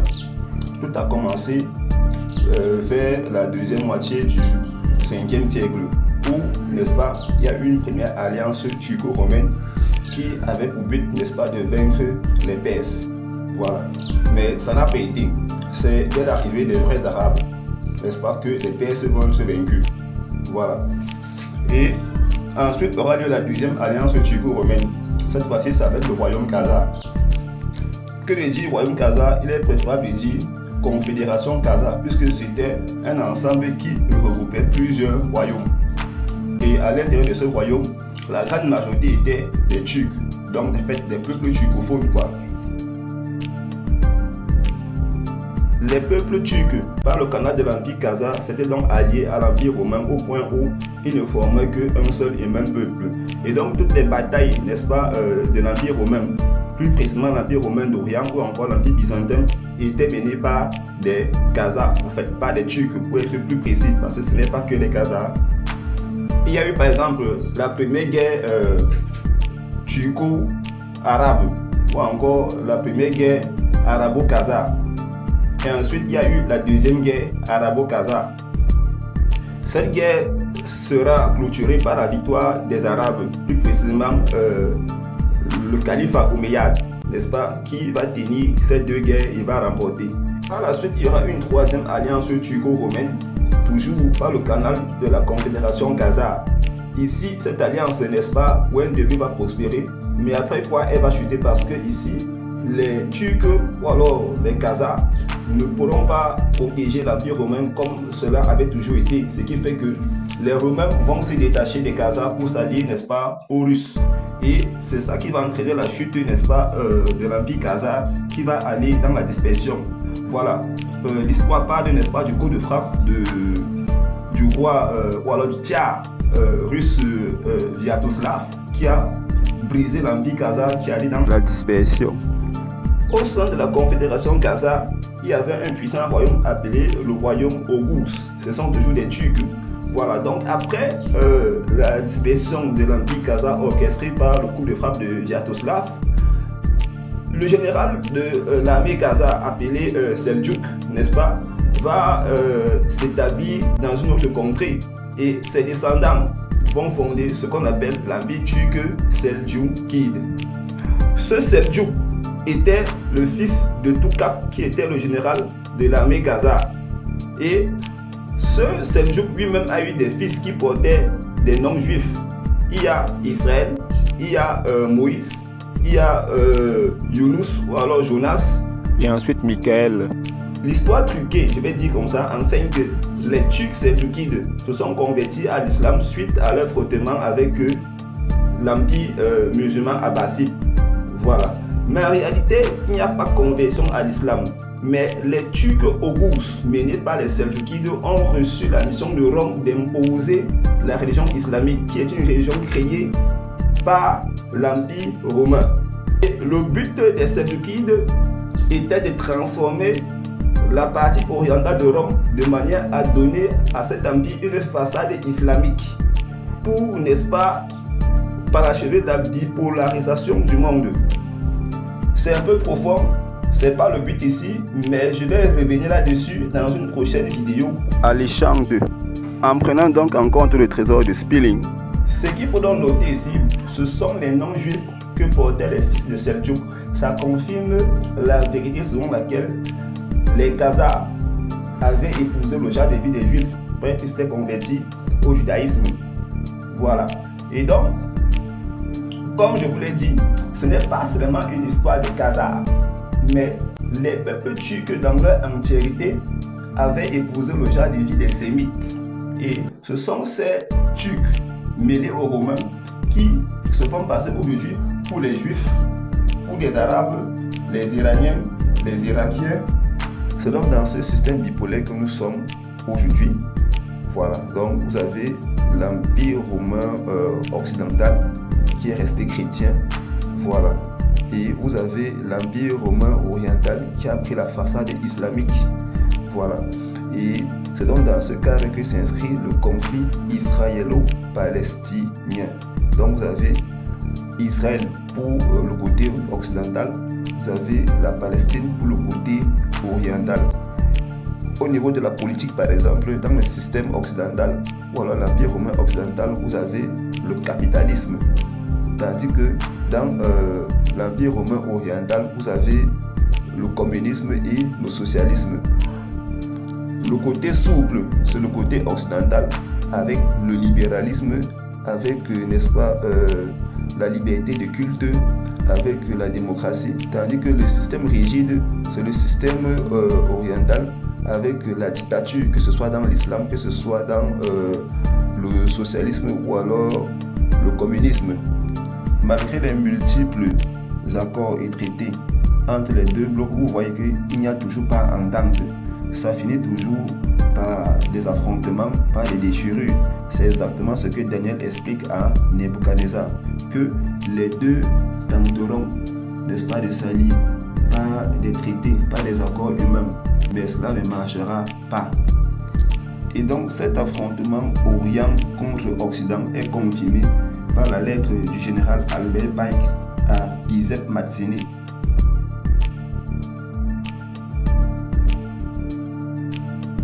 Albert Pike a servi en tant que brigadier général dans l'armée confédérée. Après la guerre, Pike fut emprisonné pour trahison. Il fut immédiatement gracié par le président et franc-maçon Andrew Johnson, avant de devenir franc-maçon du 33e degré et le leader du Ku Klux Klan. On soupçonnait Pike d'être un luciférien, sataniste. Il affirmait pouvoir convoquer Satan par la volonté en tant que grand maître de l'ordre du Palladium. Le paganisme, ou plutôt le satanisme, ancienne forme du culte de Lucifer, a infiltré les loges maçonniques. Cette croyance s'est fortement répandue dans les hautes sphères maçonniques. L'industrie, les divertissements, la CIA, le Congrès et nos dirigeants militaires sont tous aliénés par le paganisme, satanisme, plus précisément par le nouvel ordre mondial luciférien. Ce qui va suivre sont les prédictions, non, les instructions d'Albert Pike pour provoquer 3 guerres mondiales. Basées en grande partie sur les Rothschild, qui ont été envoyés dans une lettre à un franc-maçon, 33e degré, italien, baron de la mafia Giuseppe Mazzini. Datée de 15 août 1871. La Première Guerre mondiale doit permettre aux Illuminati de renverser le pouvoir des tsars en Russie et de faire de ce pays une forteresse du communisme athée. Les divergences attisées par les agents des Illuminati entre les empires britanniques et germaniques doivent servir à fomenter cette guerre. À la fin de la guerre, le communisme sera construit, sera utilisé pour détruire les autres gouvernements et affaiblir les religions. La Seconde Guerre mondiale doit être fomentée en profitant des différences entre les fascistes et les sionistes politiques. Cette guerre doit permettre la destruction du nazisme et accroître la puissance du sionisme politique de façon à ce que l'État souverain d'Israël puisse s'établir en Palestine. Au cours de la Seconde Guerre mondiale, le communisme international doit devenir assez fort afin de tenir tête à toute la chrétienté. qui serait alors contenue et tenue en échec jusqu'au moment où nous en aurions besoin pour le cataclysme social final. La Troisième Guerre mondiale doit être fomentée en utilisant les divergences que les agents des Illuminati attiseront entre les sionistes politiques et les dirigeants du monde musulman. La guerre doit être menée de telle manière que l'islam, le monde arabo-musulman et le sionisme politique, l'État d'Israël, se détruisent mutuellement. Dans le même temps, les autres nations, une fois de plus divisées entre elles à ce propos, seront forcées de se combattre jusqu'à un état d'épuisement complet, physique, moral, spirituel et économique. Nous lâcherons les nihilistes et les athées, et nous provoquerons un formidable cataclysme social, qui dans toute son horreur, montrera clairement aux nations les effets d'un athéisme absolu, origine de la sauvagerie et du plus sanglant chambardement. Puis tous les citoyens, obligés de se défendre même contre une minorité de révolutionnaires dans le monde, ils extermineront ces destructeurs de la civilisation et les masses déçues par la chrétienté, dont les esprits déistes seront à partir de ce moment sans boussole, à la recherche d'un idéal, sans savoir vers quoi tourner son adoration. Recevront la vraie lumière grâce à la manifestation universelle de la pure doctrine de Lucifer, enfin révélée aux yeux de tous. Manifestation qui suivra la destruction de la chrétienté et de l'athéisme, simultanément soumis et exterminés en même temps.